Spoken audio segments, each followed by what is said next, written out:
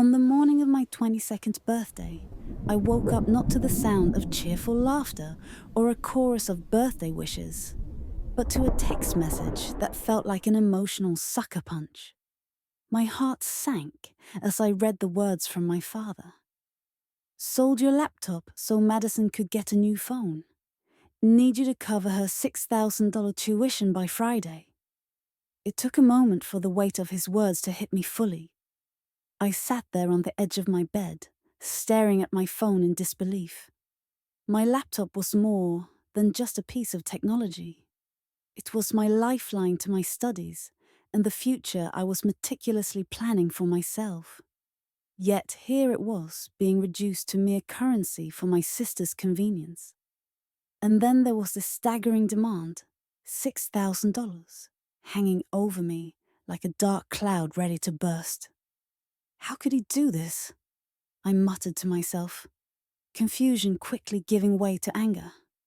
The room seemed colder somehow, as I replayed the scene over and over in my head. Every word felt like a betrayal, stark and unapologetic. It wasn't just about the money. It was about what it represented.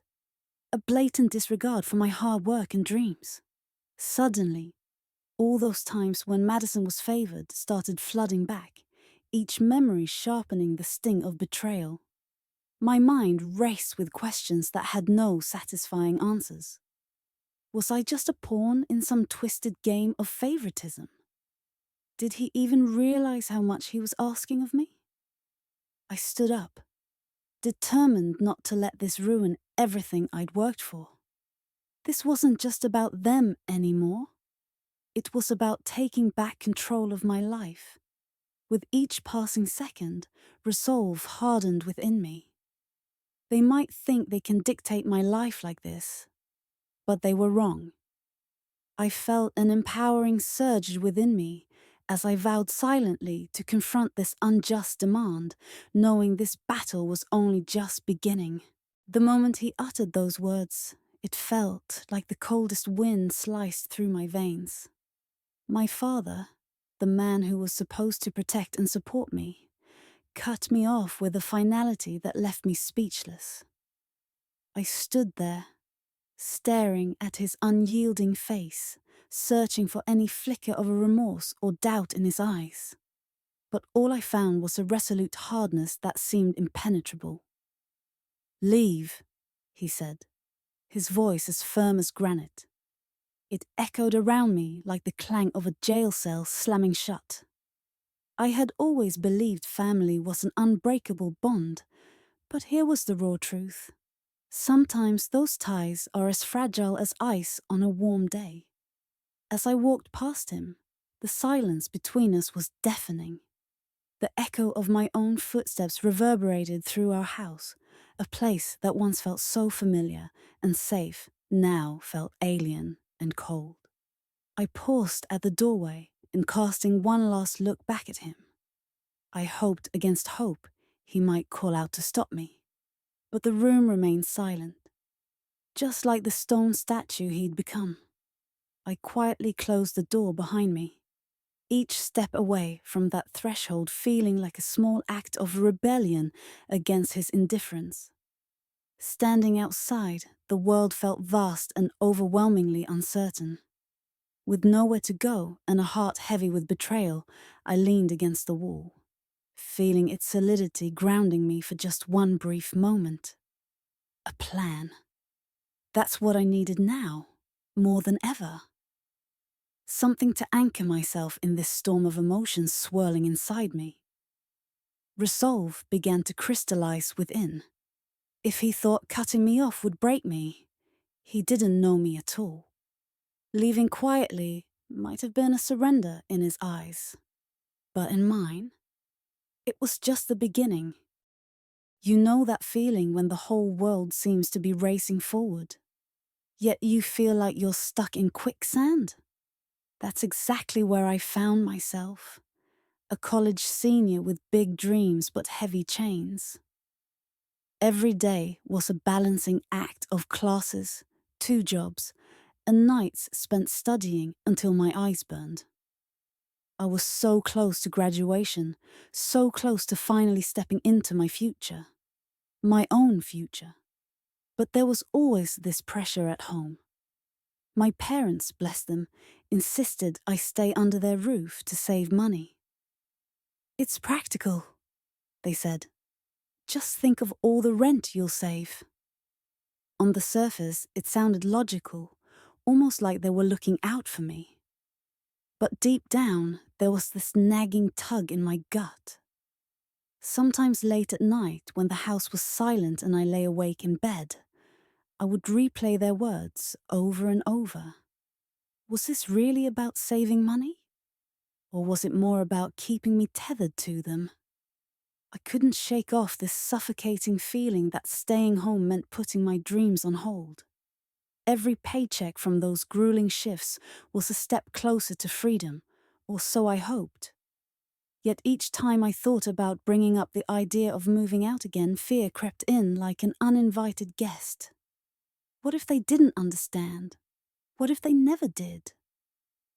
But as much as it scared me, the thought of staying scared me more. The tightrope walk between obligation and desire was stretching me thin.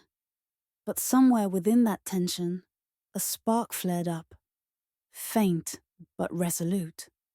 A realization that maybe it was time for me to start making choices, not out of fear of disappointing others, but out of faith in myself. I could feel something shifting inside me, a decision slowly taking shape. And with each passing day, that small flame of courage grew brighter. Have you ever noticed how the thing you dread most often finds a way of creeping back into your life, uninvited? My birthdays had long become an annual reminder of my invisibility within my own family. I sat alone in my room, staring at the plain calendar hanging on the wall. A mocking testament to yet another birthday overshadowed by Madison. The realization hit like it always did. These were more than just forgotten dates. They were moments sacrificed at the altar of favoritism.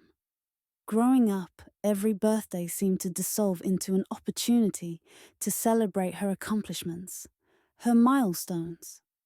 I remember one birthday when I blew out candles while Madison opened presents meant for me because she was too young to understand.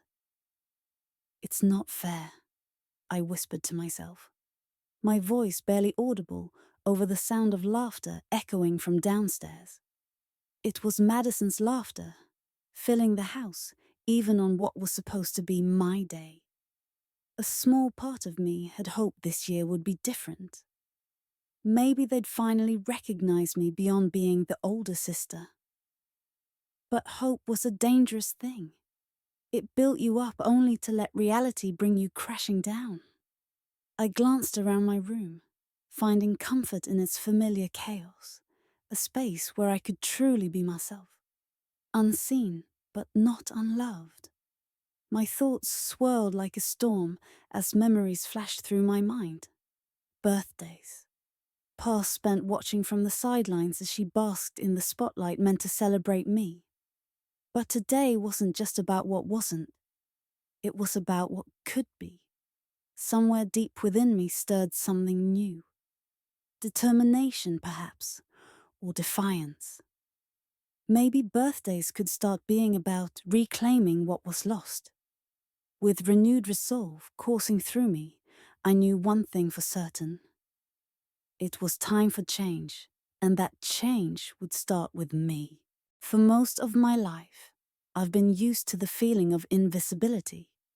It's like walking through a dense fog, where no one seems to notice you, let alone acknowledge your existence. But on this particular day at the diner, something unexpected happened that pierced through my usual haze of anonymity. That morning started like any other, a blur of clanking dishes and hurried orders. I moved mechanically, serving patrons in their booths while keeping an ear tuned to the chatter around me. The radio hummed softly in the background, almost drowned out by clattering silverware and bubbling coffee pots. Then, just as I was wiping down a table near the window, I heard it. "Happy birthday!" The words hung in the air for a moment before they registered in my mind. It was Sandy from behind the counter, beaming at me with sincere warmth that caught me off guard. Birthday wishes echoed from different corners of the diner. Smiles from Anna, loading the dishwasher, and even a nod from Joe, our usually gruff cook flipping pancakes. For a second, I stood there frozen, a blush creeping over my cheeks as it dawned on me. They remembered. "Thanks," I managed to say, my voice betraying both surprise and gratitude. Inside, however, I felt a swell of emotion, an unfamiliar but welcome warmth spreading through me, as if someone had finally turned on a light in a dark room. In that moment, surrounded by people who saw me for once, not just as another waitress, but as someone worth recognizing, I felt something shift within me. A small flicker of hope ignited amid years of feeling overlooked and underappreciated. As I returned to my duties, there was a new spring in my step. Perhaps today was just one moment, but it was enough to remind me that being seen is often the first step towards reclaiming your own significance. It was supposed to be a moment of peace, a brief escape from the chaos of life.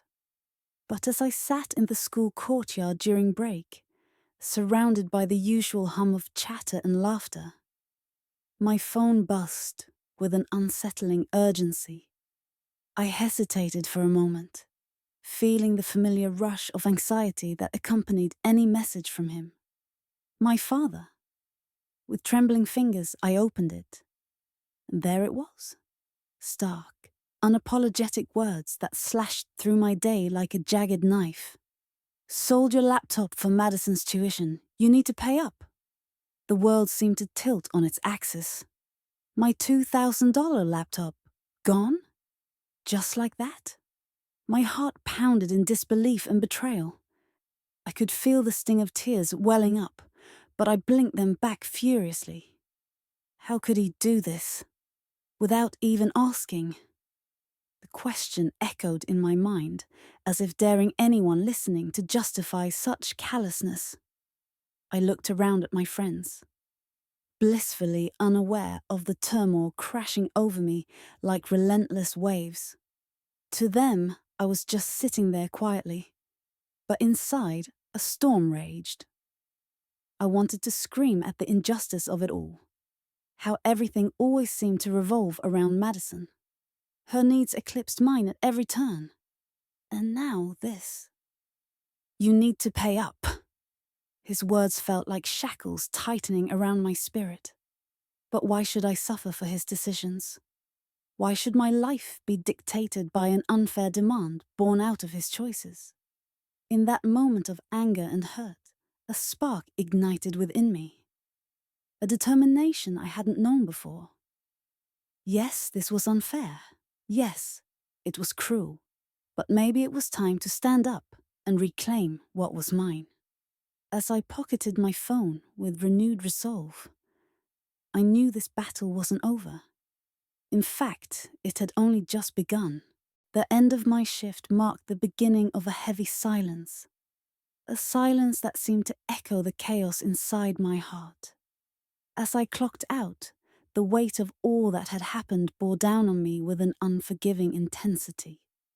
They say that work can be a distraction from our troubles.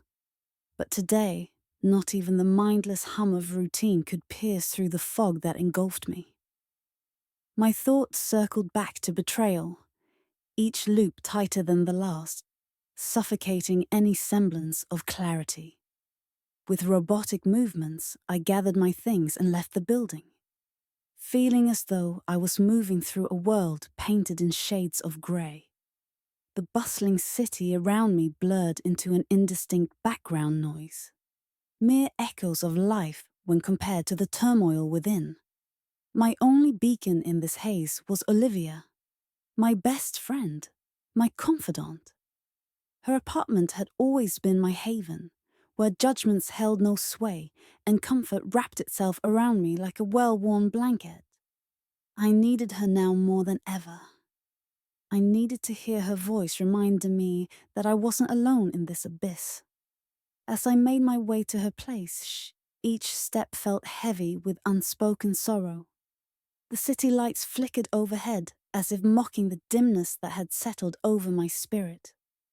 Olivia will know what to say, I reassured myself repeatedly, like a mantra, clinging to the hope her presence offered. When I finally reached her door and knocked softly, it opened almost instantly.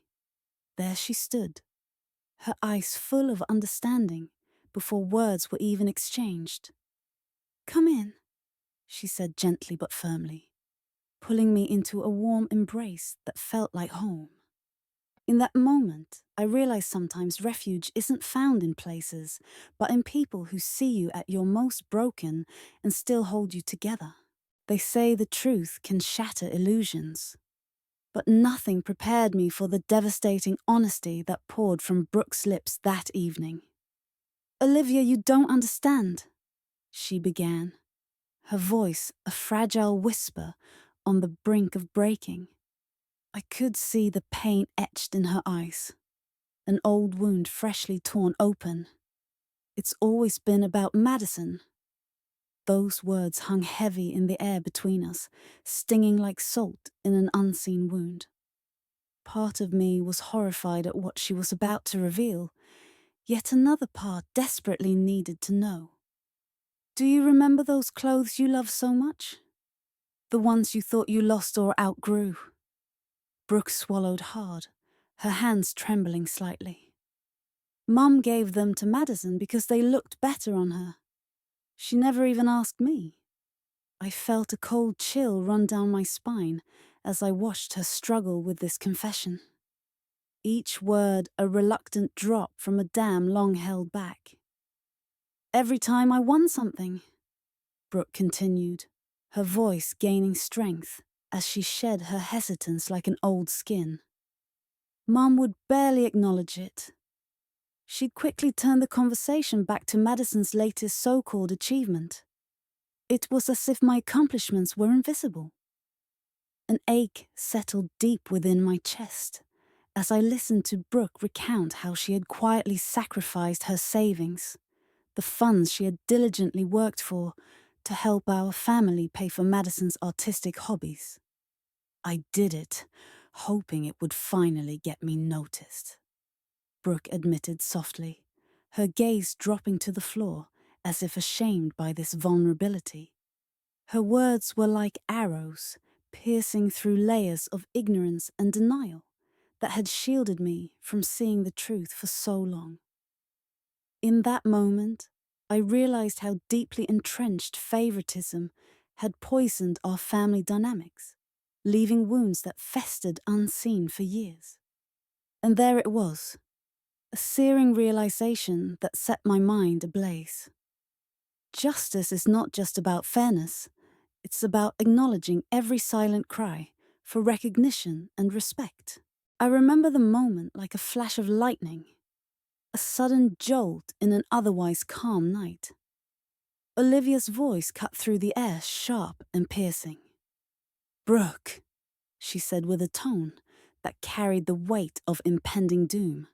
"Your thesis, job applications, your entire portfolio, weren't they all on that laptop?" Her words hit me like a wave, crashing over fragile sandcastles built too close to shore. Suddenly, the ground beneath my feet felt unstable, shifting under the tidal force of panic. "Everything?" I whispered, my voice barely audible, but heavy with disbelief. My thoughts started racing at 100 miles an hour. I could almost hear them whirring in my mind. It was as if each realization was a sharp needle pricking my skin. Each moment of understanding more painful than the last. I had spent countless hours crafting my thesis, poring over every detail until it was perfect.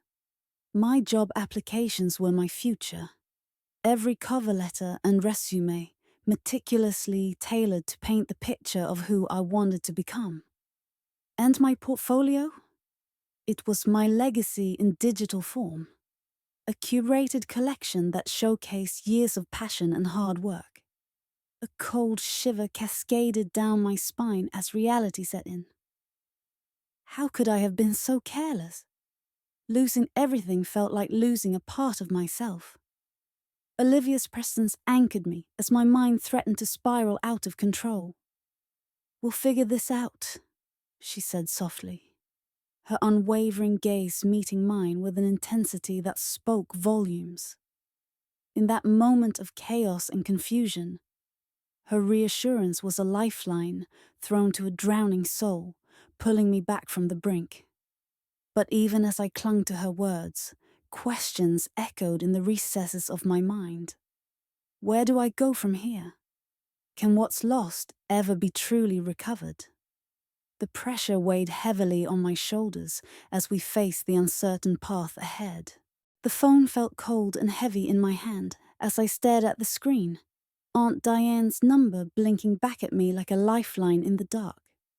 My heart pounded, a relentless drum echoing the turmoil within me. I knew she would answer. She always did, her voice a beacon through the haze of confusion and pain. "Brooke!" Her warmth flooded through the line before I'd even said hello. "Aunt Diane?" I whispered, barely able to contain the tremor in my voice. I don't know what to do anymore." She listened as I poured out everything. The relentless manipulation, the suffocating grip of expectations that had left me feeling like a shadow of myself. Every word felt like shedding skin, layer by painful layer. "I feel trapped," I confessed. "Like I'm walking on glass all the time, afraid to make one wrong step."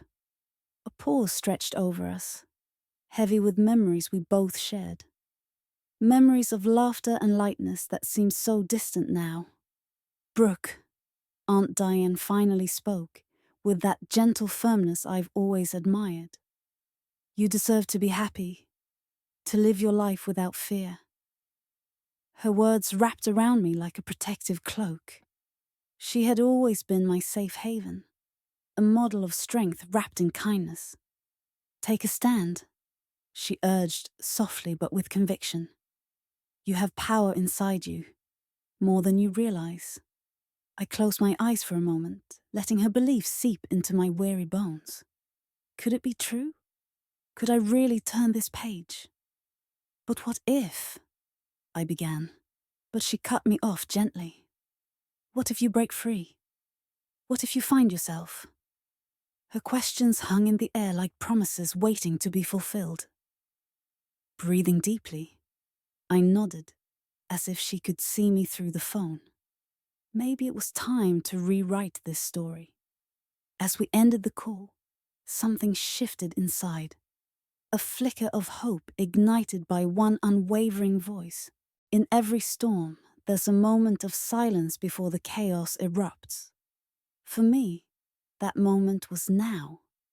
As I sat across from Olivia, my heart pounding in sync with the clock ticking on her wall, we crafted a plan. A strategy that would finally sever the ties of betrayal and deceit, binding me to a life that wasn't mine anymore. "Are you sure you're ready for this?" Olivia's eyes searched mine, seeking any sign of hesitation. I nodded, though uncertainty gnawed at my courage like a relentless tide eroding a sandcastle. "It's time, Liv. I can't keep living in this shadow." The words tumbled out with a mix of fear and resolution. Our eyes locked in a shared understanding. It was more than just leaving. It was about reclaiming my truth and letting it ripple out like a stone cast into still water. I'd go back home one last time, quietly sift through the remnants of what once felt like love and security, gather only what I needed to start anew, and leave behind what Olivia aptly named my truth bomb. A letter A confession wrapped in honesty that would lay bare everything I'd been too scared to voice until now. In writing, I'd expose every lie that had held me captive, unraveling each thread they use to bind me to their orchestrated perfection. As I left Olivia's place, determination firming my stride, my mind raced through the precarious steps ahead. Each creak of the old floorboards beneath me as I entered my home, the silence echoing louder than any words ever spoken there. My resolve strengthened with each step toward liberation. This is it, I whispered to myself as the front door loomed closer, like the entrance to another world. A better world, just waiting for me to claim it. It was well past midnight when I finally returned home, exhaustion weighing heavily on my shoulders. The house was silent, save for the soft rustling of leaves against the windows. A deceptive peace that crumbled the moment I opened my bedroom door. There she was, Madison, comfortably perched on my bed, clad in a dress I'd been saving for a special occasion. My dress. For a moment, I couldn't speak. My voice was trapped somewhere between disbelief and anger. "Madison," I managed to say, my voice barely above a whisper. She turned to me with a nonchalance that made my skin crawl, her lips curling into a smug smile. "Oh, hey, Brooke.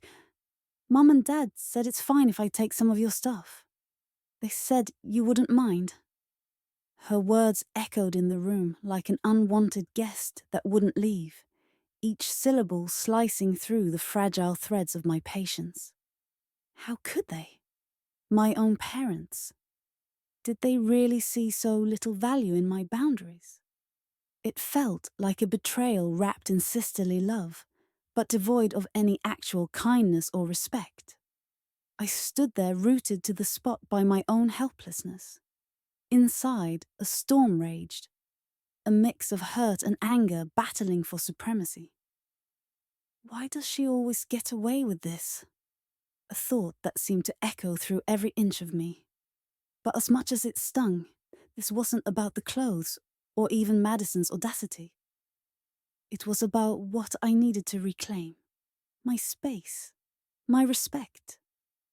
"You can't just..." I began in a shaky voice, but stopped myself. This was going to take more than words spoken in frustration under cover of night. I closed my eyes briefly, drawing strength from somewhere deep within me where resilience had never truly died out. "Madison," I said again, this time with steel hidden beneath layers of calm resolve. "This isn't happening anymore." The tension between us was palpable as silence settled like dust around us. A promise that this wouldn't end here. My heart pounded in my chest as Madison stood before me, her eyes a mix of defiance and something else. Something that I had missed for so long. I could hardly breathe as the room seemed to close in around us, the air thick with unspoken truths. After days of suspicion, the truth was finally tumbling out, each word like a dagger. "I sold it," Madison confessed, her voice steady, yet laced with an edge of challenge. "My laptop, my most precious possession, gone to a stranger, a neighbor no less, for $1 or $200. In that moment, disbelief riveted me to the spot. How had we come to this? Someone I trusted completely had taken something irreplaceable from me. It was more than just a device. It held pieces of my life. Memories now lost forever. "Why?" I managed to whisper, though my throat was tight with emotion. She shrugged nonchalantly, though her eyes flickered with something raw. "I needed the money," Madison replied coolly. "And whatever was left after paying some stuff off, well, I kept it." Her admission hung between us like a storm cloud ready to burst. My mind raced through our relationship. The times when we laughed until we cried, shared secrets in the dead of night. Was all of that just nothing? I thought I could trust you, I said softly, feeling a mix of anger and profound sadness settle over me like a shroud. Her silence spoke volumes, louder than any words she might utter in defense or explanation. It was clear now that this wasn't just about money or possessions. It was about betrayal, the realization that sometimes even those closest can become strangers when greed takes hold. But amid the heartbreak and chaos swirling within me, there was a seed of resolve taking root, a determination to reclaim what was mine, not just materially, but emotionally too.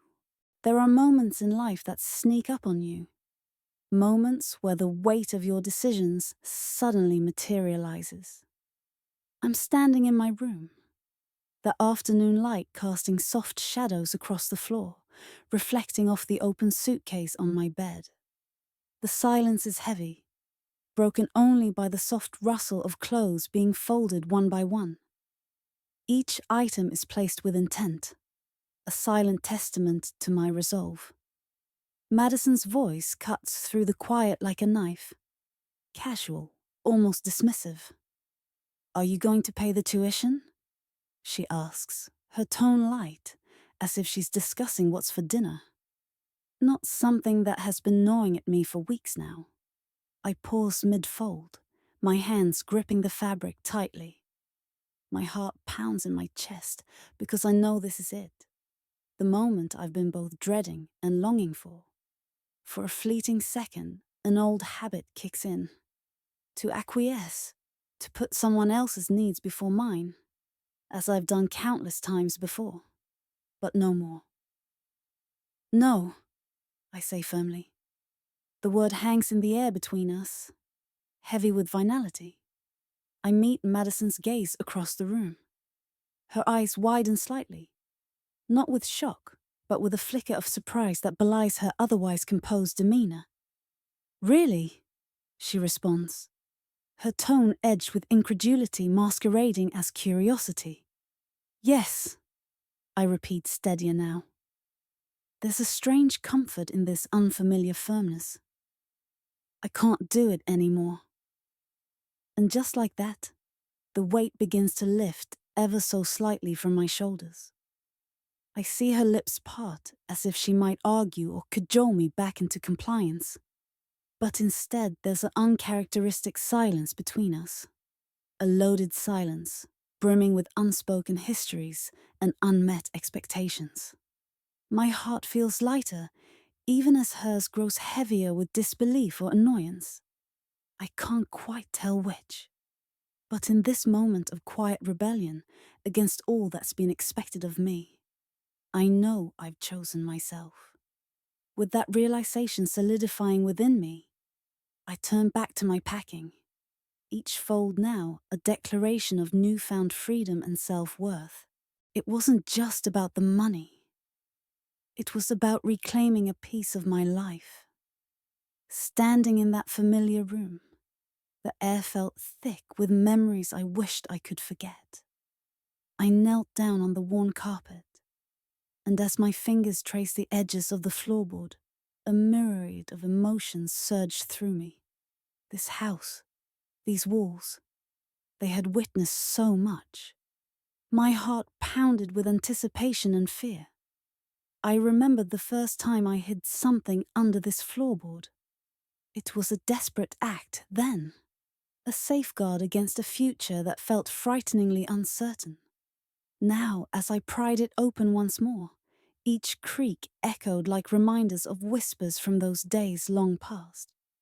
With trembling hands, I reached inside and pulled out the envelope.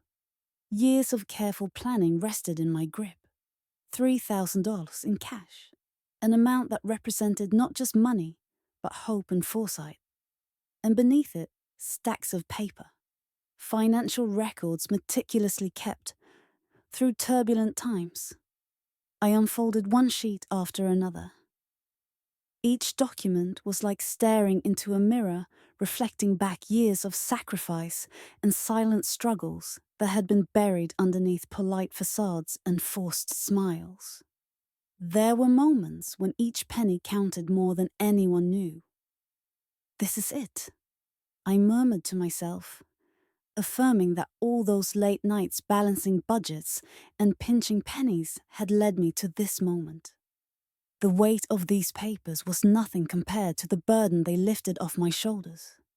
As I sat there on the floor, surrounded by evidence of my journey, an unexpected sense of empowerment washed over me.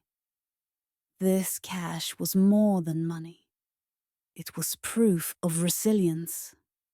With resolve strengthening my voice as well as my heart, I knew this was merely a beginning. A stepping stone towards reclaiming control over my destiny. The dim fluorescent lights flickered overhead as I stepped into the 24-hour print shop, my heart pounding like a war drum in my chest. I felt a chill that had nothing to do with the early morning air. It was as if every step towards exposing the truth was a step closer to reclaiming my life. My hands shook slightly as I pulled out the flash drive containing 6 years of hidden financial abuse. Each file a testament to betrayal so profound, it still burned fresh in my mind. As I sat down at one of the worn computer terminals, I couldn't help but think back to all the times I'd questioned myself. Was I imagining things? Was I simply too sensitive?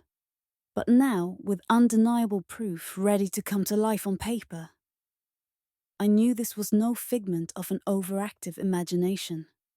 It was real, and it was time to bring it into the light. The hum of printers filled the silence around me, each churn sounding like a countdown to freedom. "You can do this," I whispered softly, convincing myself with each printed page that fluttered into the output tray like fallen leaves carrying stories untold. I watched as line after line detailed how he'd siphoned money without me knowing, leaving behind a trail of deceit masked by smiles and hollow promises. The realization that each document represented a year stolen from me made my resolve stronger than ever. "This is it," I thought, a mixture of fear and excitement coursing through me as the final sheet fell neatly onto its stack. With trembling fingers, I gathered the papers together, feeling their weight, not just physically, but emotionally. A heavy burden, soon to be lifted. As dawn approached outside, painting hues of hope across the horizon, I felt an unfamiliar sense of anticipation building within me. This was more than just evidence. It was my ticket to liberation. It's strange how, in the moments when you're about to make a life-altering decision, time feels both agonizingly slow and blindingly fast. There I was, standing beside the kitchen table, my heart pounding so loudly I feared it might drown out the sound of my own breathing. In front of me lay a folder, unassuming in its appearance, but monumental in its purpose. I had labeled it simply, "The Truth About Who's Been Supporting Whom."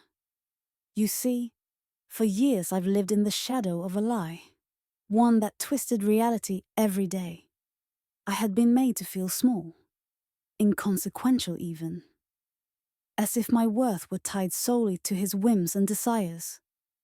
Every bill paid, every sacrifice made was minimized by his narrative that without him, I'd be nothing. But the truth was different, and I had the proof.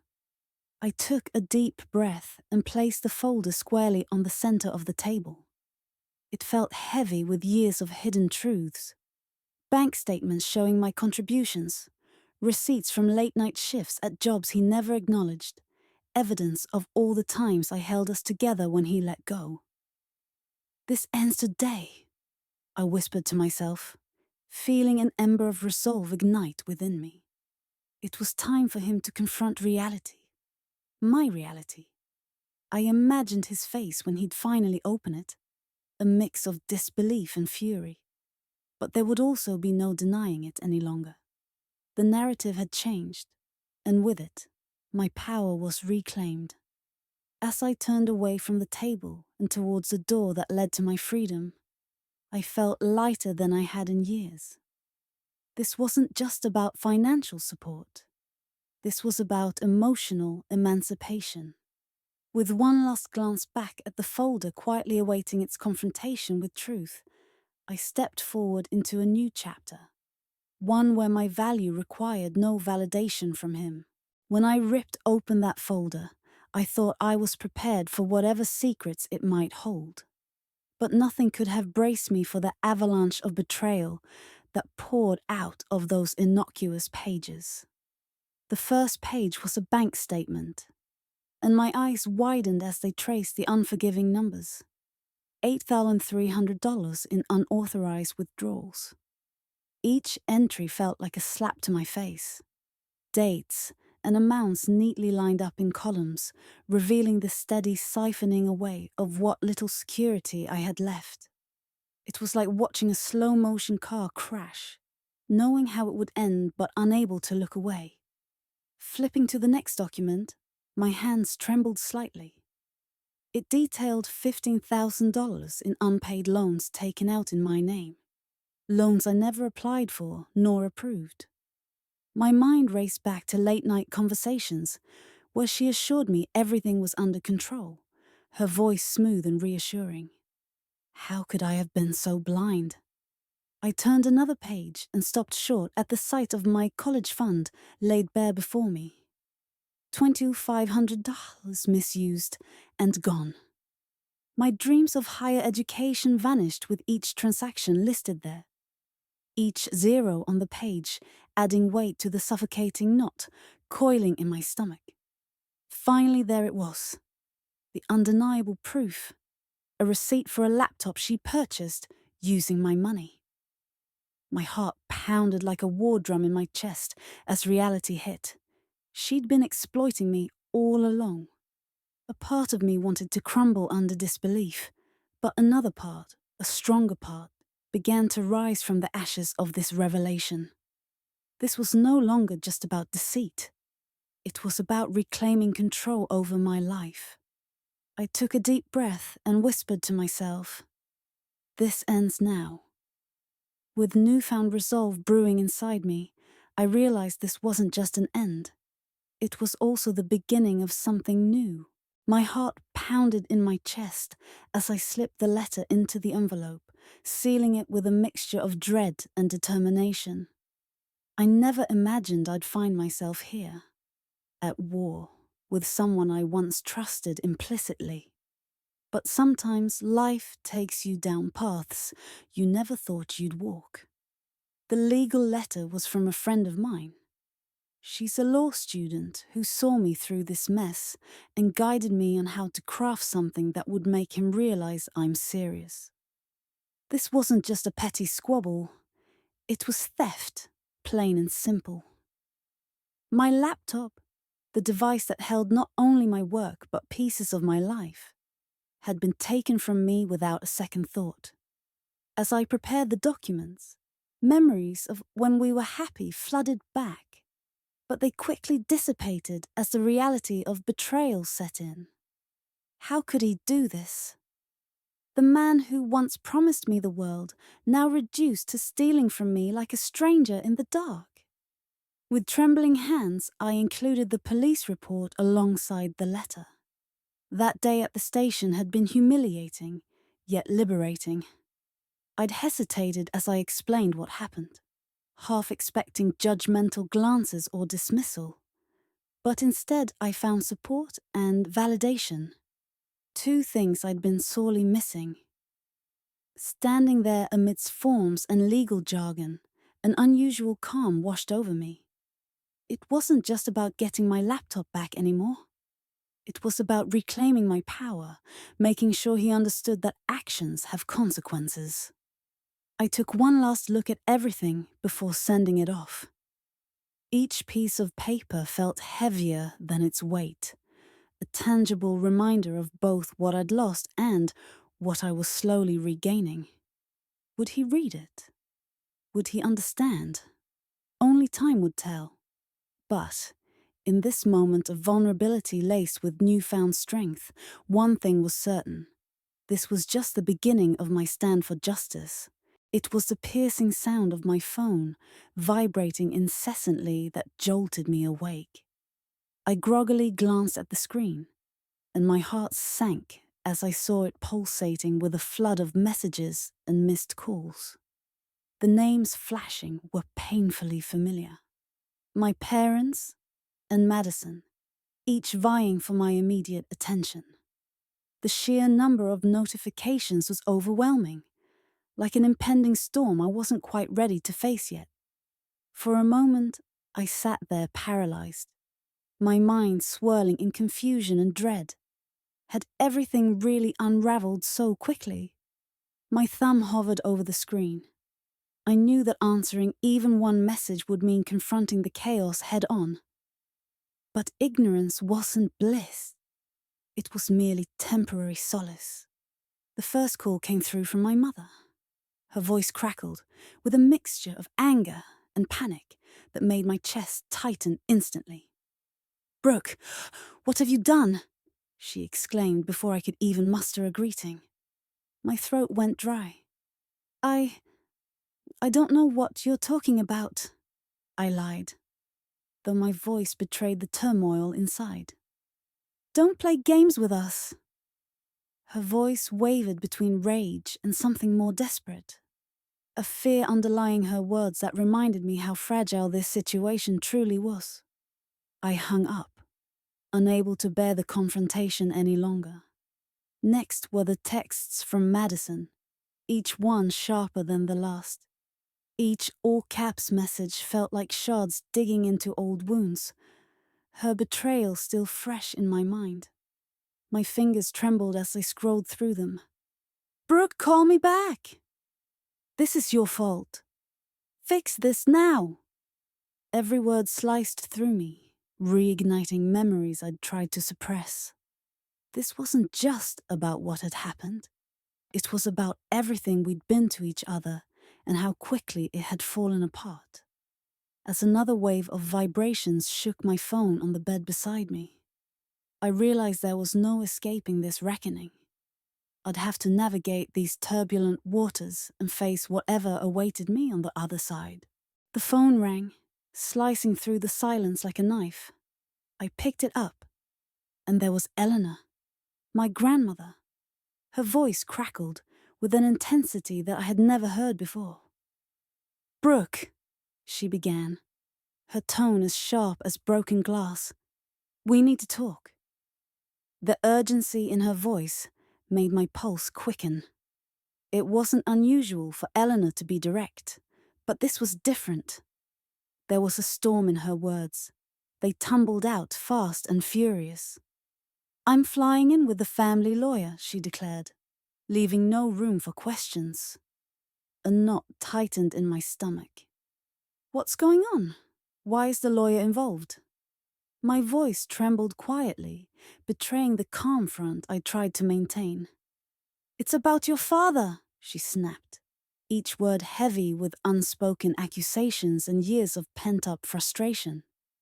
"There are things you need to know, decisions that need to be made." Her words hung in the air like smoke from a smoldering fire. I sank into a chair, my mind whirling with possibilities. What could possibly have happened? My father. He wasn't perfect, but this sounded serious. Eleanor's breathing softened slightly over the line. "We'll be there tomorrow morning. Be ready."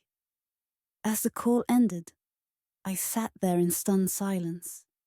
My heart was pounding against my chest like a frantic bird trying to escape its cage. Questions raced through my mind at lightning speed. What did she mean? What had my father done? Was everything about to change? In that moment of uncertainty, one thing was clear. The confrontation that Eleanor promised would force open doors I'd never dared approach before. and as fear tangled with curiosity inside me, I knew that nothing would ever be the same again. Tomorrow loomed ahead like a dark cloud on the horizon, unavoidable and menacing. You know that gut-wrenching moment when a truth you've never expected hits you like a tidal wave. That's exactly where I found myself, standing in my sister Diane's living room, clutching a cup of coffee that had long gone cold. Madison's tuition was already covered, Diane said, her voice wavering slightly, but her eyes steady on mine. For a moment, her words felt like they belonged to someone else's world. But no, this was my reality unraveling right before me. How could it be paid? I stammered, desperately trying to wrap my head around the revelation. Dad said... My voice trailed off, as I remembered all those times he insisted we were struggling to keep Madison's future secure. His assurances, his weary smiles, as he talked about sacrifices. The weight of them now felt like lead pressing against my chest. Diane took a deep breath and handed me an envelope. Inside were documents. A trust fund statement with both our names etched into the paper in neat lines, detailing years of deposits meant for us equally. It was all there, Brooke, she whispered, as if saying it louder would shatter the fragile truth between us. I felt a rush of heat flood my face. Not from shame, but from anger boiling under the surface. How long had I been deceived? My father's deceit was now glaringly clear. He had used my share for reasons only known to him. So while I was pinching pennies and thinking we couldn't afford anything more than the basics, Diane nodded silently, understanding the unspoken parts of my sentence. My pulse quickened. Rage mixed with disbelief coursed through me. This betrayal cut deeper than any wound I had imagined existing within our family. This wasn't just about money, it was about trust, shattered into pieces. And at that moment, I realized nothing would ever be the same again. But this revelation could also be a turning point, a chance to reclaim what should have been mine all along. It was time to confront the truth and demand answers. Time to make things right. Imagine waking up one day, your whole life feeling like it's teetering on the edge of a precipice. That was me, sitting in the cold, impersonal waiting room of my grandmother's lawyer's office. The start of legal action was not just about papers being filed or signatures being inked. It was about taking a stand against years of deceit and manipulation. My father, once the man I thought could do no wrong, now sat on the other side of this battle. He had been stripped of his trustee title, a decision made by my grandmother that shattered the facade he'd so carefully constructed. "It's time," she had whispered to me, her voice filled with a resolve that belied her frail appearance. "Time for the truth to come out." I nodded, trying to mask the swirl of emotions inside me. Fear, anger, but most surprisingly, hope. The courtroom felt like an arena as we stepped inside. The air was heavy with anticipation. My father avoided my gaze, eyes glued to his lawyer's briefcase as if it held any solace for him now. As proceedings began, I couldn't help but reflect on how things had reached this point. The trust he had broken wasn't just financial, it was personal. And now, with the court audit underway, every lie and betrayal was being laid bare under the harsh fluorescent lights. How did we get here? I internally questioned as the first pieces of evidence were presented. Each revelation cut through me like a knife, not because they were unexpected, but because they confirmed what I feared all along, that someone who should have protected me instead chose deception. But as each document changed hands and each testimony echoed through the room, I felt something shift within me, a burgeoning strength cajoling me forward. This wasn't just my grandmother's fight anymore, it was mine too. And so I steeled myself against the tide of emotions threatening to drown me because this battle for truth had only just begun. In the quiet of the evening, my heart raced as I stood on Brooke's doorstep. The weight of my own ignorance felt like a boulder in my chest, threatening to crush me under its realization. I pressed the doorbell hesitantly, each chime echoing through the hollow chambers of regret within me. When Brooke opened the door, her eyes met mine with an intensity that I hadn't seen before. They were guarded, a fortress built from years of silent burdens she had carried alone. "Madison," she acknowledged, her voice a mix of surprise and cautiousness. "Brooke," I began, swallowing the lump in my throat. "I need to apologize. I've been so blind." She remained silent, her expression unreadable as I struggled to find the right words. Why was it so hard to admit how wrong I'd been? "I never knew," I continued, my voice trembling in the admission that gnawed at my pride, "that you were the one supporting our family financially all this time." Her eyes flickered with something. Was it relief or skepticism? Maybe both. The silence stretched between us like an unspoken challenge. "How did you find out?" she asked quietly, crossing her arms, protective and defensive. "I overheard Mom talking yesterday," I confessed, "about how she didn't know what we would have done without your help after Dad left." I was shocked, embarrassed that I never saw it before. She nodded slowly but said nothing, waiting perhaps for more than just words. "I'm so sorry," I whispered earnestly, feeling tears prickling behind my eyes, "for not being there for you when you needed someone too." For a moment that seemed to suspend time itself. We simply stood there, two sisters divided by misunderstanding, yet bound by blood. In her eyes slowly softening now, I saw a glimmer of hope, a possibility for reconciliation and healing. And in that shared silence, a bridge began to form between us. It's funny how your whole world can tilt on a single revelation. I sat there, the weight of 800 tolls in my trembling hands, feeling as though it was heavier than any burden I'd ever carried. The air felt suffocating, each breath a conscious effort as I stood at Brooke's doorstep, the very place where our trust should have been inviolable, but now lay shattered. "Madison?" Brooke's voice sliced through the tension as she opened the door, her eyes wide with surprise and something else. Was it relief? My heart raced, and words I'd rehearsed 1,000 times caught like thorns in my throat. I need to talk," I stammered, holding out the money like it was some cursed relic. Her gaze flickered from my face to the cash and back again. In that moment, every memory of our friendship flashed before me. The laughs we shared, the times she said she loved helping me. A bitter smile twisted on my lips. How naive I had been to take those words at face value. "I thought you loved helping," my voice broke, heavy with betrayal and confusion. Brooke's face paled, her confidence unraveling under the weight of truth.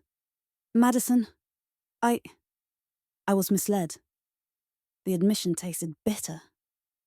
"I got this money for a new phone, one you encouraged me to buy, because you said it would make things easier for both of us." Her silence was deafening, and in that void, I heard more truth than words could tell. But what hit me hardest wasn't just her betrayal. It was realizing how easily I'd put blind faith in someone who merely pretended to care. Handing over that money felt like peeling off layers of hurt and disillusionment, determined never to be misled again. It marked not just an end, but a beginning.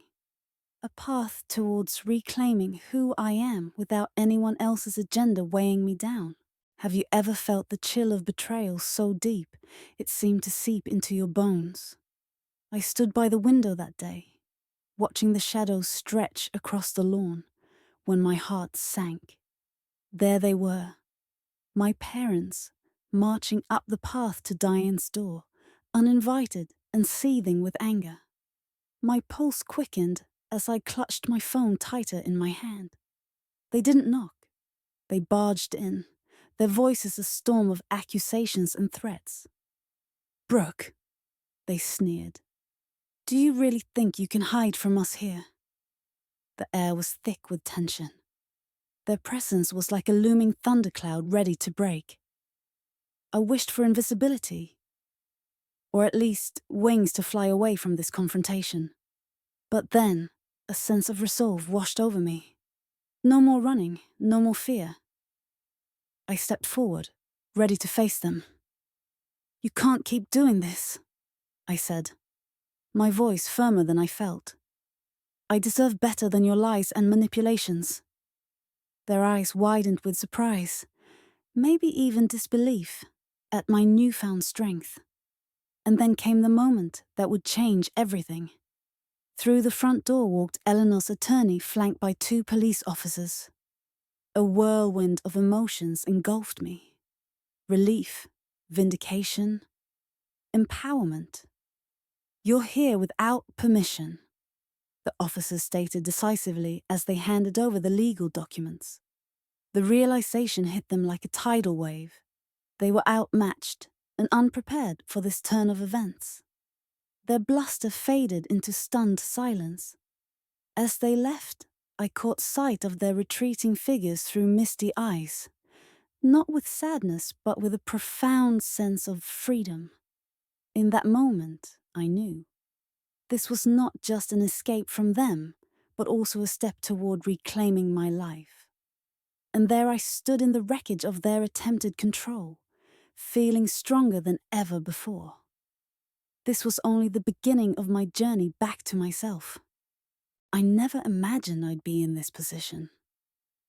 After years of feeling like I was walking on eggshells, constantly manipulated and undermined, an unexpected opportunity offered a glimmer of hope. The email blinked back at me from the screen.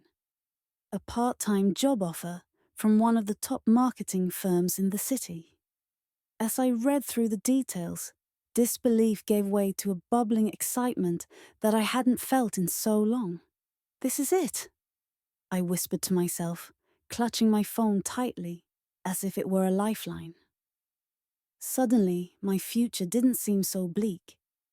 It was as if someone had cracked open a door I thought was forever sealed shut, allowing slivers of light to pierce through.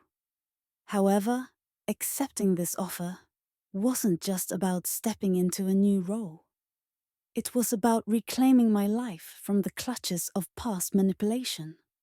For too long, I let others dictate my worth and decisions. That slowly suffocating hold they had on me began to loosen with each breath I took. Therapy became another step towards liberation. In those early sessions, I found myself hesitant, words catching in my throat as I tried to unravel years' worth of emotional knots. "Why did you stay?" echoed the therapist's gentle question during our first meeting.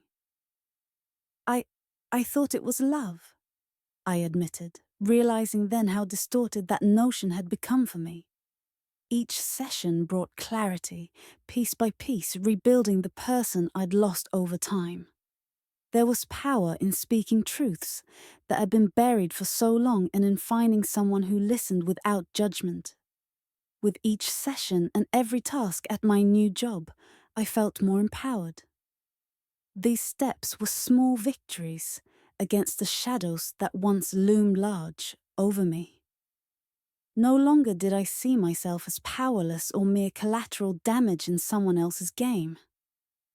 This was my story now, one that I would write with resilience and newfound strength. As I stood there, cap and gown rustling in the gentle breeze, A profound sense of peace washed over me like never before.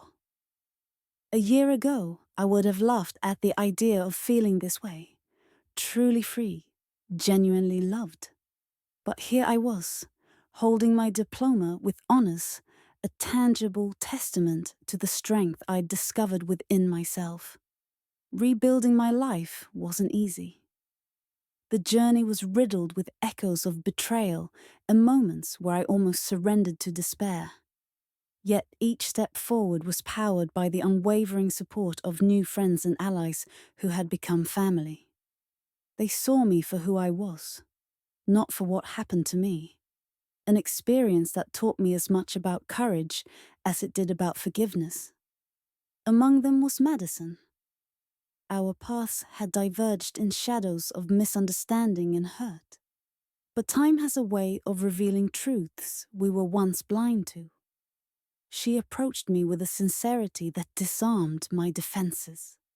A changed Madison who sought reconciliation more than redemption. "I'm sorry," she had said, eyes softened by the weight of genuine remorse. And in that moment, the bitterness melted away, replaced by a warmth I had long forgotten. I learned that forgiveness wasn't about erasing the past. It was about not letting it control my future. With Madison back in my life, not as a constant reminder of pain, but as a symbol of healing, I felt parts of myself return, parts that once danced freely without fear. Standing amidst a sea of smiling faces today, I realized how far I'd come from those dark days. This wasn't just about an academic victory. It marked a personal triumph over everything that once held me back. For the first time in years, I knew what it meant to be truly at peace. The journey ahead still holds mysteries unknown. But with every step now imbued with newfound strength and clarity, I'm ready to embrace whatever comes next.